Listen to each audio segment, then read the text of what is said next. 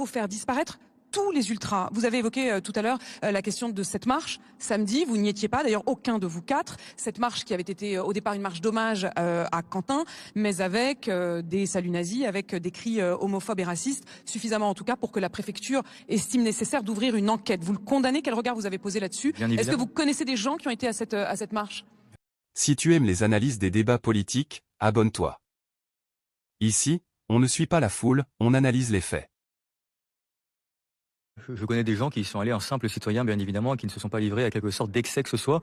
On a toujours condamné, moi je suis avocat, je viens de l'UMP, de LR, donc je ne connais personne dans des groupuscules quels qu'ils soient. Et nous avons toujours exprimé, avec Jordan Bardella, Éric Ciotti et Marine Le Pen, notre volonté de voir dissous l'intégralité des groupuscules d'extrême droite, d'extrême gauche, d'extrême centre, s'il y en a qui existent un jour. Alors, la France Insoumise demande la dissolution, par exemple, de Némésis, ce groupe féministe identitaire.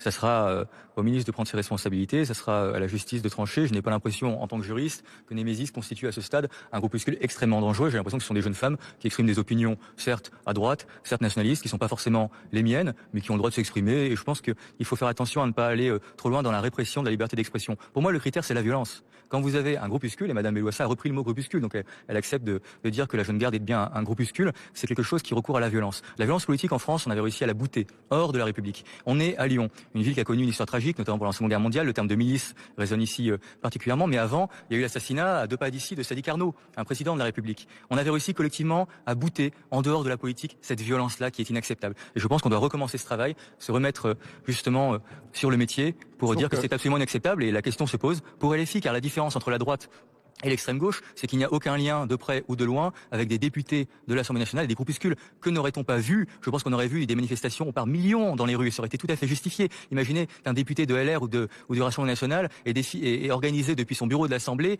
une milice qui tue. Enfin, imaginez le scandale que ça serait. Je trouve qu'on n'en fait pas beaucoup sur LFI. Je trouve qu'il y a une mansuétude, une certaine cécité de l'État qui commence à se réveiller. Élodie. Grégory Doucet, est-ce que vous partagez les propos d'Alexandre Dupalais? Il faut dissoudre tous les groupuscules d'ultra-droite et d'ultra-gauche. Je vous pose cette question parce que nous n'avons pas appris que la Jeune Garde était violente le 12 février dernier.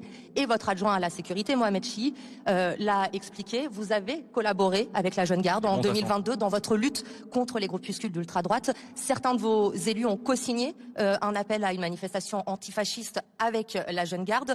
On se souvient de l'affaire Naël, des débordements qui avaient eu à Lyon. Vous aviez dit, je vous cite Grégory Doucet, les dégradations commises hier soir dans notre ville ne sont pas acceptables. Pour autant, nous devons savoir, comprendre et entendre ce que la colère signifie. Est-ce que vous ne payez pas aujourd'hui une ambiguïté sur le sujet des violences commises par l'ultra-gauche à Lyon? Certains Lyonnais vous reprochent une condamnation, pardonnez-moi, à géométrie variable. Je crois qu'il n'y a pas de géométrie variable dans les propos que vous venez de citer, qui sont les miens. Effectivement, j'ai condamné toujours toutes les formes de violence, qu'elles viennent en expliquant qu'il faut comprendre pourquoi il y a de la violence à l'ultra-gauche. Parce que le rôle d'élu, c'est aussi de savoir analyser ce qui se passe dans notre société, dans notre ville, tout simplement. Voilà. Mais bien sûr que toutes les violences sont condamnables. Vous me posiez la question de ma réaction par rapport aux propos de M. Dupalais. Je ne partage pas les opinions politiques de M. Dupalais, je ne suis pas d'accord avec lui.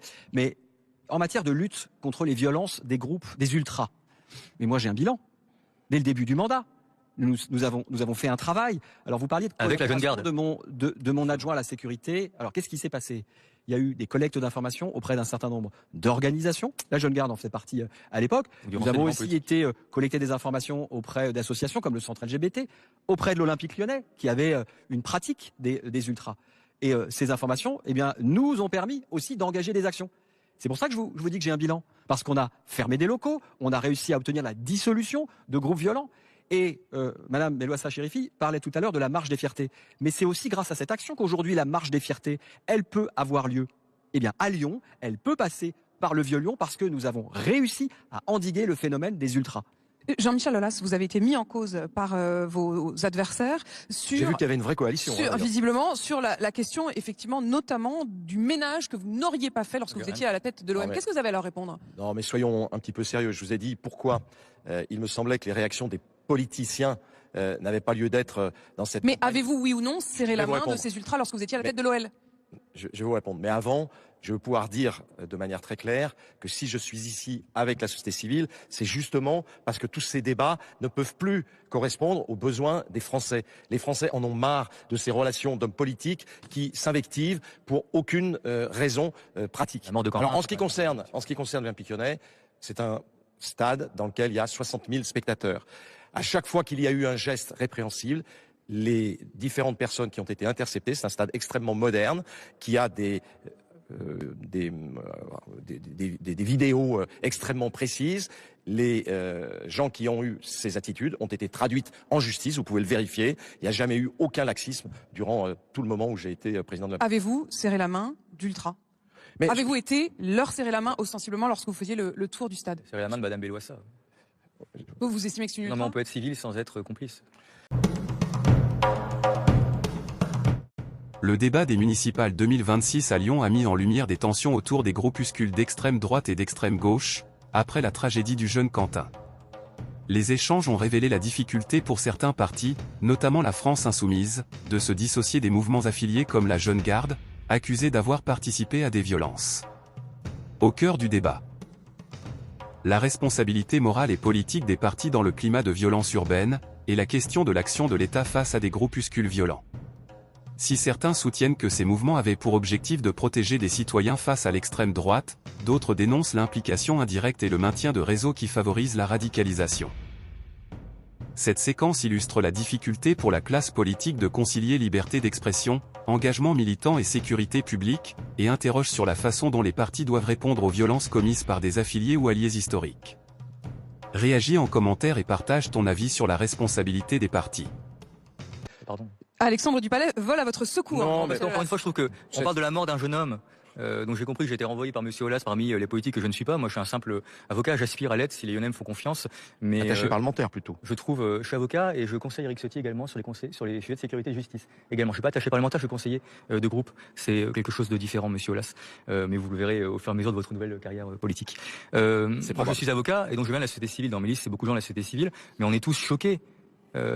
Ça a mis une chape de plomb sur la campagne, la mort de Quentin Deroc. Et à nouveau, c'est avant tout la mort d'un jeune homme de 23 ans. Je pense que l'hommage aurait été justifié par la ville de Lyon. Moi, j'aurais imaginé que le maire de Lyon, que le premier magistrat de notre ville, mette effectivement en lumière un jeune Lyonnais de 23 ans qui a été assassiné par des bandes et par des milices. Vous auriez voulu que son portrait figure sur le Évidemment, mais c'est bien la moindre des choses. Comme n'importe quel Lyonnais de 23 ans assassiné en pleine rue. C'est la moindre des choses. Je ne comprends même pas qu'il y ait un débat. On va essayer d'expliquer pourquoi la mort était justifiée parce que le garçon n'avait pas les idées qu'il faut pour être affiché sur l'hôtel de ville. Mais est-ce qu'on se rend compte où on en est là? En aucun cas ce que je vous demande. Eh bien, évidemment, simplement, pas après avoir été effectivement alpagué sur la question de gauche du pour lien avoir un hommage. Non avec ces ultras dans le stade, j'aurais trouvé normal, Jean-Michel Aulas, que vous répondiez là-dessus. Tu fais partie de ceux qui veulent comprendre avant de réagir. Abonne-toi, active la cloche des notifications et partage la vidéo, même à une seule personne, ça aide énormément.